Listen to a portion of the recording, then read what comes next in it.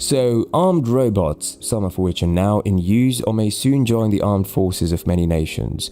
Today's top 5 most astonishing military robot list includes robot tanks, robot dogs and drones. Keep watching until the end, then let us know in the comments. Do you think that robots will one day replace humans in the armed forces? Let's begin.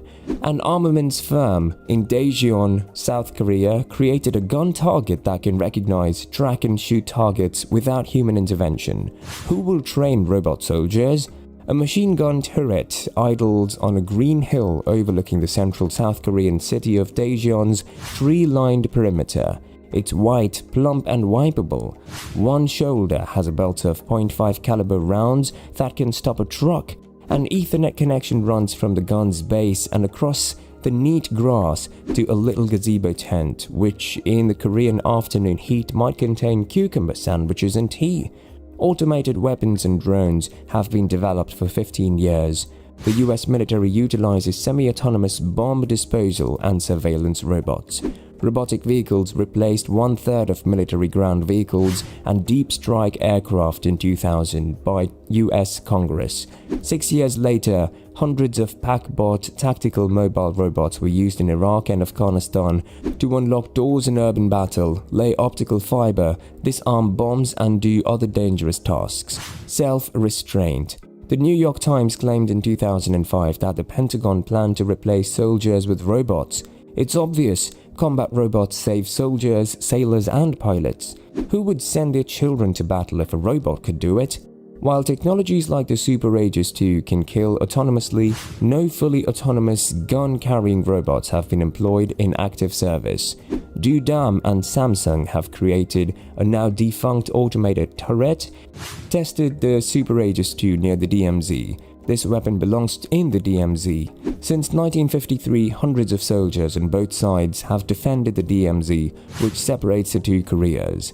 The turret never sleeps and can see in the dark thanks to its thermal camera. When pointed in the appropriate direction, it knows any moving targets in the area are attackers.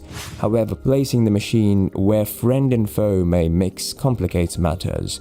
The weapon cannot discriminate between them.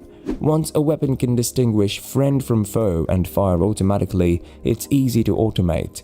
Robocop-like science fiction becomes reality when a company chooses who to kill.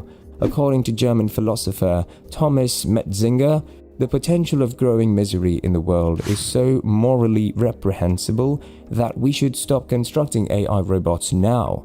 Metzinger's request is obsolete due to the financial advantages for machine builders. Robots have arrived. What do we teach? Complex laws. Ethics students know Philippa Foot's 1967 trolley conundrum. She proposed a runaway train car approaching a bifurcation. It will murder 5 workers if it continues. A lone worker will die if it takes the opposite path. How do you operate? Machines will soon resolve ethical dilemmas like this. The self-driving car may have to decide whether to crash into a car in the front, hurting its occupants, or swerve off the road, endangering its passengers. Sebastian Thrun's loss of a loved one in a car crash apparently inspired him to invent self-driving cars to save lives. This justifies human overrides. For instance, pilots should control a plane's autopilot. However, the 2015 Germanwings crash in the French Alps by co-pilot Andreas Lubitz killed all 150 passengers. Perhaps no pilot should be allowed to override a computer if it means they can fly into a mountainside? Values frozen. Google concedes that programming an automated car's behavior at a 4-way stop sign is difficult.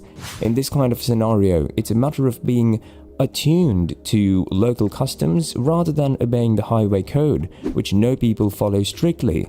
Surely a robot must be able to think for itself on the chaotic battlefield. Freezing military and civilian values in hardware are risky. Imagine if the US founders had frozen their beliefs to tolerate slavery, the restricted rights of women and so forth, argues Marcus. Ultimately, we would probably desire a computer with a very sound basis to learn for itself and maybe even exceed human moral reasoning. Questions are time-sensitive. Even before we can solve their problems, companies like Dudam keep innovating. Marcus suggests investing in software regulation, enforcement, and verification today. We should also research machine ethics. None of this is easy. All of it is likely to become essential in the decades ahead. Automated machine guns can find, track, warn, and kill human targets without human interaction. Without clear international rules, the only thing stopping arms manufacturers from selling such equipment appears to be clients' consciences. If someone came to us demanding a turret without the current precautions, we would, of course, advise them otherwise and empathize the potential issues, adds Park. But they'll choose customer-specified development.